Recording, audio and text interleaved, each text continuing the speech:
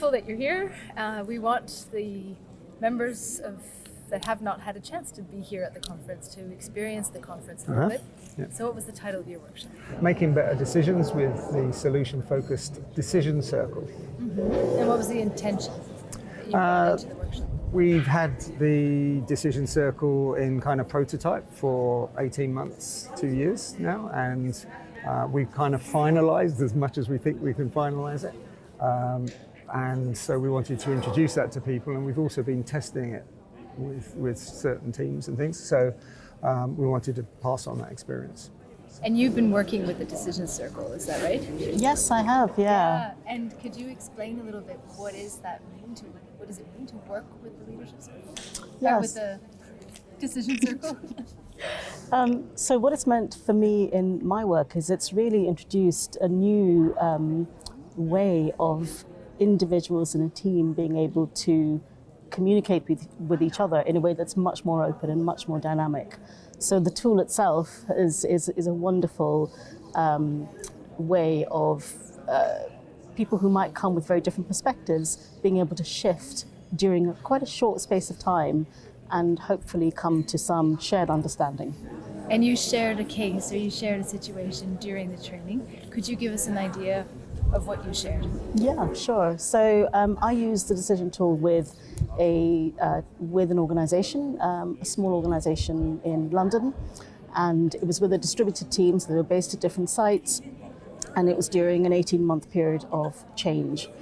And we used it in a number of ways, and I really appreciated, conversations with John where I could essentially adapt and use it in a way that kind of worked for where they were, where there was a new CEO, quite a kind of hierarchical organization where perhaps not everyone felt that they could express how they thought and felt about things. So we used Slido as a tool to enable people to decide where they wanted to be on the circle to start with, and then introduced really rich conversations from that. And it was very new for them, I imagine. It was very new for them, yes. And what was their impression?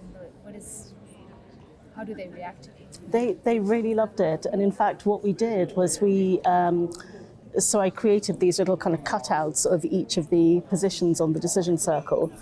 And they took it away and they were able to use it individually as well. So to decide before a meeting or when they woke up in the morning how they wanted to be with regards to something that they were facing in the day. So it became a tool that they could use for themselves as individuals as well as a team. Super nice. And as you were doing the workshop, was there a moment in the workshop that was nice and surprising, some kind of memorable moment? Yeah, I guess I'll be honest. Yeah, I completely forgot the paperwork, Okay. and so we just ad hoc, impromptu, just said to everybody, just come up and stand up here around this screen, and actually it worked. It worked really well, and so it just kind of made more energy in the room just for a little while. So that was kind of fun. Yeah. Had everybody up there trying it out. Yeah. Out the tool. Yeah. Yeah, well, they were able to see it easily, and then we were able to stand them around a circle of chairs, and they were able to then get that feel for it in the time we had. So. And from the experience you have in the organization, and from the experience from the workshop, what are you hearing? What's the gossip? What are people saying about it, about the experience? I'll pass that to Sonali. Actually, you had a couple of people. Yeah, so I had a couple of really interesting conversations, and so the first thing I was hearing was that people wanted to hear more, which I think is wonderful.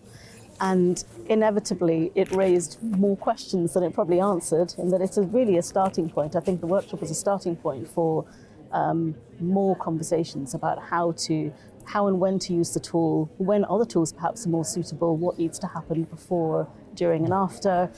What happens with power dynamics and ego and all those kind of different complexities that you get in reality. A lot of questions then. Yeah, a lot of questions. Yeah, there's a lot to explore. Yeah. It's quite exciting, actually. And what's the echo for you? What are you hearing in the hallways?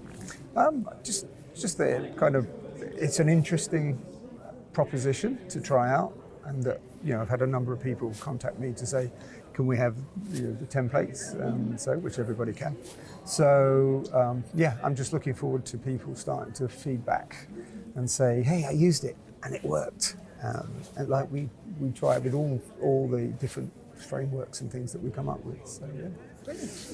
Thank you. Is there anything else that you'd like to share with the ones who weren't? No, I mean, I suppose if they were wondering what a decision circle was, if you looked at this table and you broke it into 4 quarters, and there are 4 different stances, as it were, where positions where they could start, and then there was 8 stepping stones going around here, and there's your proposition in the middle. That kind of sums up what the decision circle is. So you can be totally flexible. You could actually literally do it around this coffee table. And then I would say, for this proposition, I'm kind of over here. I'm more, I'm hesitant. I'm hesitant, for example, or I'm really for it. I think this is a great idea. Yeah, or I'm concerned. Right. Yeah. Wonderful. Thank you. Yeah, I'm good. You're good? Yeah. I'm good. I'm You're good. All right. Yeah, we're all good.